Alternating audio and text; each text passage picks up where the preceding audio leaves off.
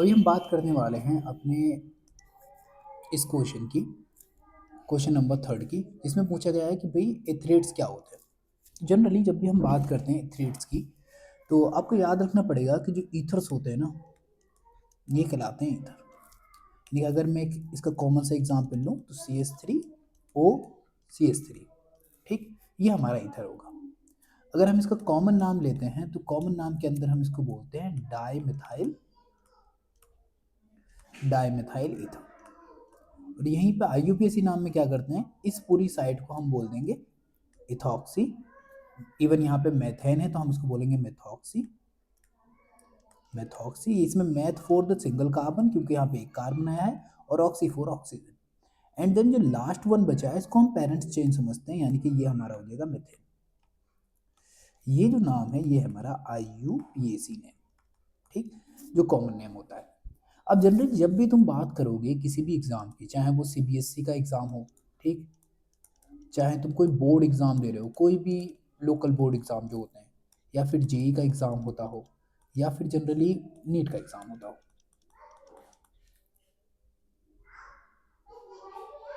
इन सारे के सारे एग्जाम में एक चीज़ जो सबसे ज़्यादा कॉमन तुमको मिलेगी, दैट इज कि आपको सारे जो क्वेश्चन मोस्टली पूछे जाते हैं, मतलब मेरा मतलब है मोस्ट ऑफ क्वेश्चंस, ठीक, तो उनमें जो एक खास चीज़ होती है वो हमेशा यही रहती है कि वो आपको कॉमन नेम से क्वेश्चन पूछेंगे, ठीक। और उनकी एक्सपेक्टेशन होती है कि तुम उनको जो आंसर करो, ठीक है, जो भी तुम्हारा आंसर हो, that must be in the IUPAC name, ठीक। और IUPAC nomenclature is always easiest one. अगर हम ट्राइबल से इसको कंपेयर कर रहे हैं, ट्राइबल्स मतलब जो उसके लोकल नेम्स होते हैं, उनसे अगर हम कंपेयर करें तो IUPAC सबसे ज़्यादा ईजी है।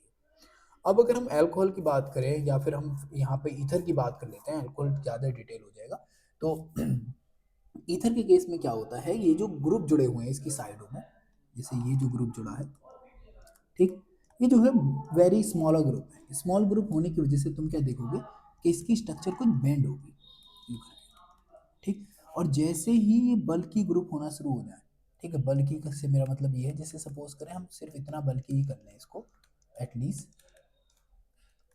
ठीक है, तो जैसे ही हम इसको बल्कियर करेंगे तो इसके बीच में क्या होगा, रिपल्शन बढ़ जाएगा, यहाँ पर रिपल्शन बढ़ जाएगा, और ये मॉलिक्यूल तुमको कुछ ऐसा दिखने लगेगा,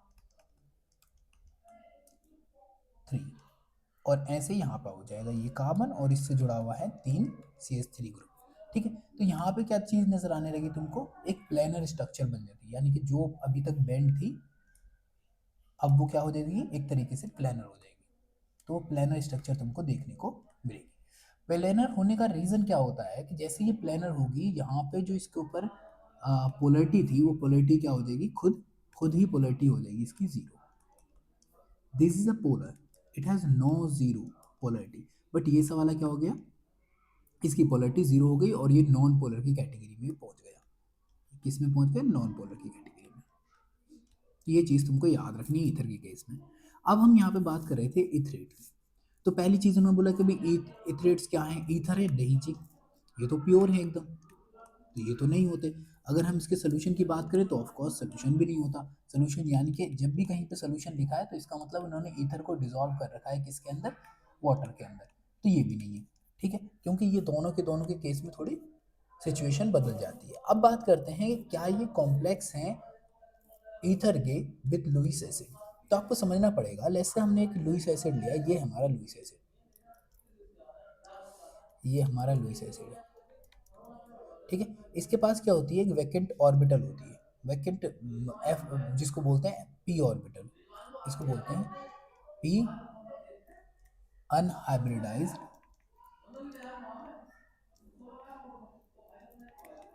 ऑर्बिटल, ठीक है। और अब हम बात करें अगर ईथर की, तो ये है हमारा ईथर, ठीक है, ठीक है। अब इसके पास है lone pair. In that condition what will happen कि this lone pair will come and donated to the vacant d orbital and they form such kind of a these structure. अगर हम बात करें तो कुछ ऐसी स्ट्रक्चर ये बना देते हैं। इसमें पॉजिटिव चार्ज आया है और इसने एक लॉन पेयर दे दिया है किसको, हमारे बी को, और यहाँ पे स्ट्रक्चर क्या हो जाएगी, ये सी वाली, ठीक है। यानी कि जो ये स्ट्रक्चर अभी तक जो तुमको देखने को मिल रही थी कि ये यहाँ पर sp2 थी, यानी कि इसको हम बोल देते हैं ट्राइगोनल प्लेनर। ठीक है, ये स्ट्रक्चर हो गई है अब हमारी sp3 और इसको बोलेंगे हम टेट्राहेड्रल। Alright, tetrahedral. और इसके साथ जो ये बना है ये सेल स्ट्रक्चर, ये तो ऑलरेडी का थी, ये तो sp3 थी, ये भी sp3 ही थी, तो ये तो ऑलरेडी टेट्राहेड्रल थी। तो इसके बीच में जो कॉम्प्लेक्स का फॉर्मेशन होता है, जिस कॉम्प्लेक्स को हम जनरली यहाँ पे जो बॉन्ड का फॉर्मेशन हो रहा है इसको बोलते हैं कोवलेंट बॉन्ड,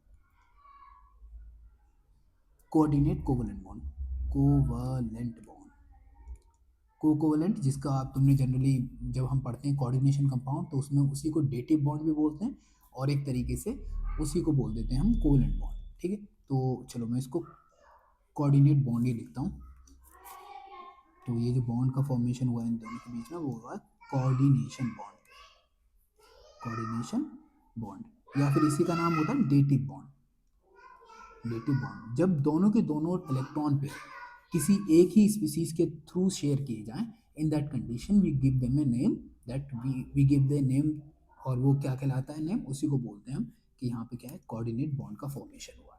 ठीक है, तो अब तुमको यहाँ पे आंसर मिल गया होगा कि यहाँ पर ये इसका आंसर है।